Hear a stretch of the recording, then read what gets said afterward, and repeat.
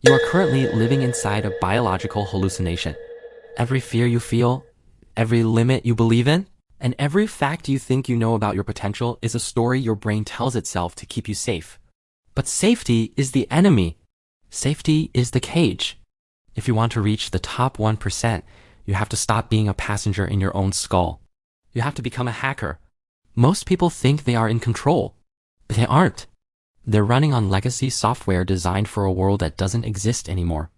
Your brain wasn't built to make you rich or famous or high-performing. It was built to keep you from getting eaten by a tiger in the bush. That's why you feel that paralyzing imposter syndrome when you try to level up. That's not a sign of failure. That's just your amygdala mistaking a business risk for a predator. It's a glitch in the code, and today we're rewriting it.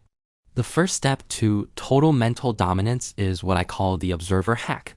You have to realize that you are not your thoughts. You are the person listening to them. Think of your mind as a piece of hardware. If your laptop has a bug, you don't throw the whole machine in the trash. You find a line of code that's broken and you delete it. Your personality is just a collection of survival habits you've repeated for too long. It's not who you are. It's just how you've been programmed. To win, you need radical optimism that looks like delusion to everyone else. High achievers don't see reality for what it is. They see it for what it can be. When two guys lose their jobs, one sees a disaster. His brain floods with cortisol, he retreats, and he dies slow. The other guy sees a forced pivot. He sees the space he finally needs to build the empire he's been talking about. Same event. Two different chemical realities. You have to decide right now that every setback is a setup. This isn't some think blue thoughts nonsense. It's a strategic advantage. If you believe failure is a lesson, you get the data. If you believe it's a dead end, you're finished. The winner is just the person who has tricked their brain into never seeing a reason to quit. But logic isn't enough. If logic worked, everyone with a gym membership would have a six-pack. Real change happens in the basement of your mind, the subconscious. You have two windows every day where your brain is wide open for programming. The 10 minutes after you wake up and the 10 minutes before you sleep. These are the alpha and theta states. Most people spend these windows scrolling through Instagram, injecting their brains with envy, noise, and distraction. They are literally programming themselves to be consumers. If you want the life they don't have, you have to do what they won't do. Guard those windows. In those last 10 minutes of the day, don't dream about your goals. Remember them. Your brain can't tell the difference between a vivid imagination and a real memory. If you remember your future success every night, you prime your reticular activating system. That's the filter in your brain that decides what's important. When you tune it to victory, you start seeing opportunities that were invisible before. You aren't manifesting, you're upgrading your hardware to see the signals that the 99% are missing. We live in an economy designed to hijack your dopamine. Every like, every notification, every cheap thrill is a hit that makes you weak. It makes you a slave to the result. To get to the top, you have to displace that dopamine. You have to train your brain to get high on the process, not the trophy. Most people wait until they win to feel good. That's why they burn out. The master manipulator makes the struggle the reward. When you're doing the hard work, the stuff you've been putting off, you have to tell yourself, this is exactly what winning feels like. You manually associate the friction of the grind with the chemical rush of a win.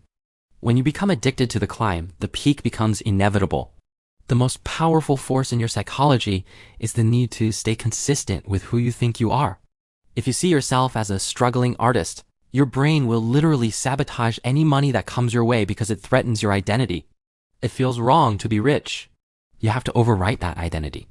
Stop saying, I want to be a leader. Say, I am a leader. It'll feel like a lie at first. Good.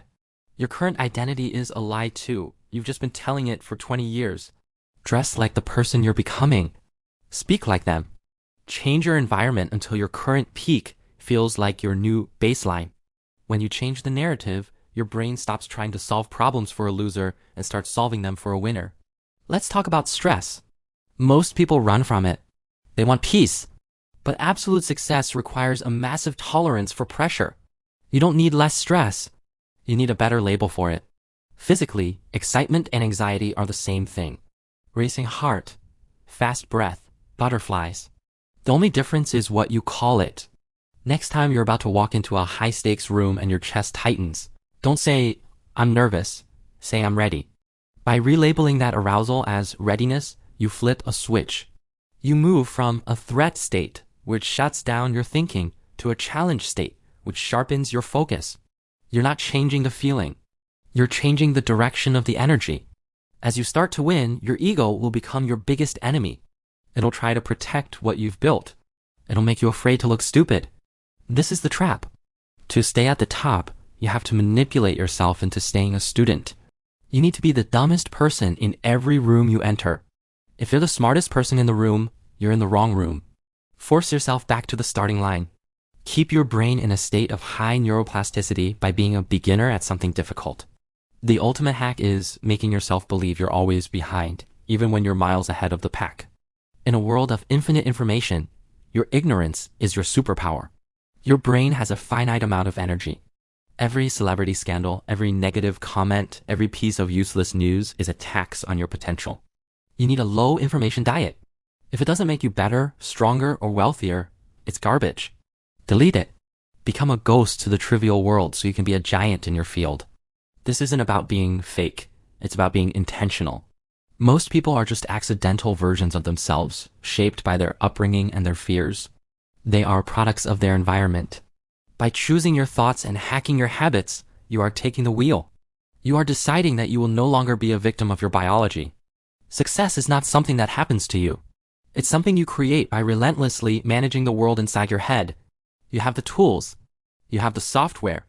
The only question is, do you have the courage to hit delete on who you were so you can become who you were meant to be? The world is a mirror. If you don't like what you see out there, look inside. Change the projection, and the reflection has no choice but to follow. Stop thinking. Start rewriting.